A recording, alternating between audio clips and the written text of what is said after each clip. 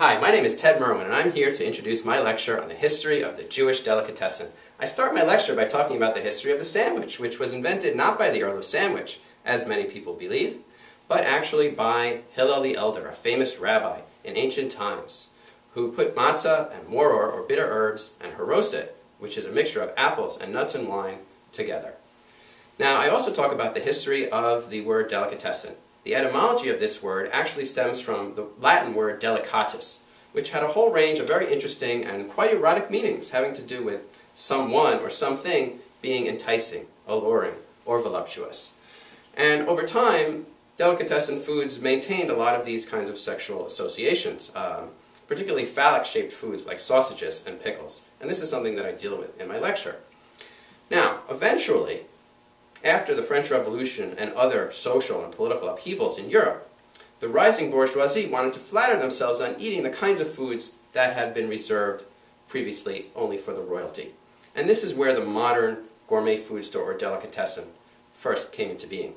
In the 19th century, Germans and Alsatians brought the concept of the delicatessen to America, where it was quickly adopted by Eastern European Jewish immigrants as a way of providing kosher versions of these types of smoked and pickled meats.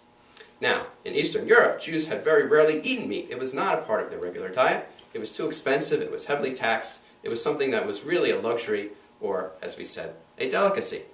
However, in New York, with the tremendous bounty that was available in America, Jews could begin to eat the kinds of foods that they had never been able to eat previously in their lands of origin.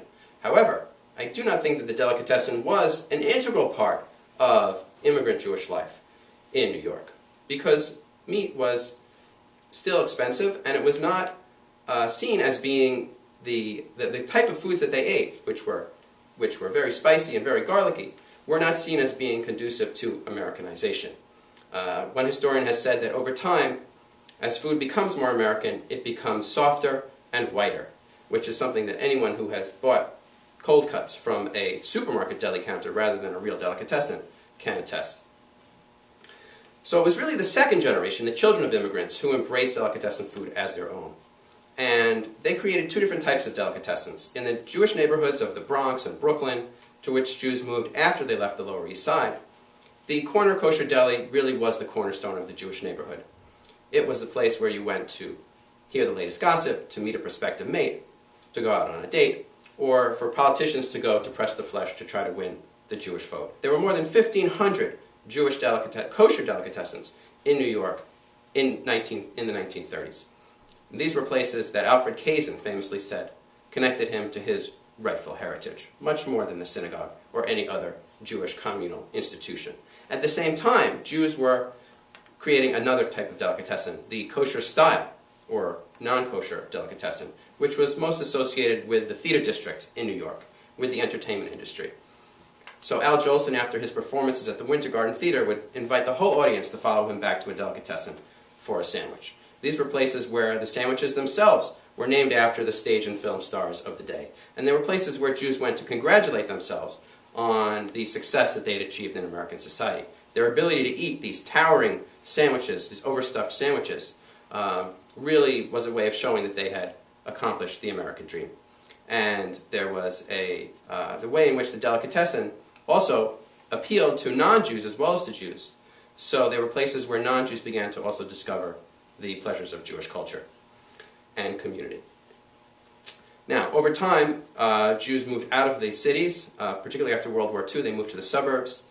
They began to move away from their own traditional foods. They began to embrace other cuisines, particularly other ethnic cuisines, especially Chinese food, which I will discuss in my lecture, and to begin to want to have food that was more gourmet, that was seen as being higher class, that didn't have the immigrant and the low-class associations that deli food continued to have. At the same time, the children of deli owners no longer wanted to work in that very low-status occupation that their fathers had worked in, and they wanted to join the professions and become doctors and lawyers and accountants, and so on.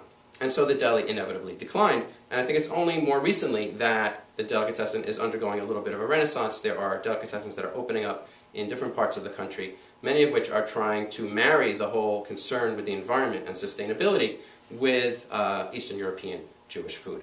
Now, as part of my lecture, I bring in a lot of examples from popular culture, from advertising, from theater, from film, from music, from stand-up comedy, and so on.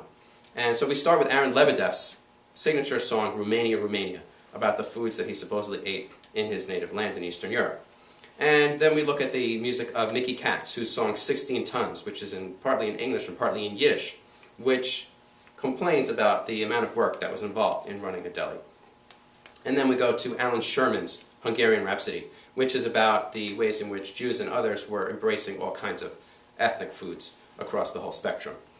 And then we talk about the comedy routines of a lot of important Jewish comics, beginning with Myron Cohen, who has a lot of jokes about Jewish restaurants and Jewish waiters.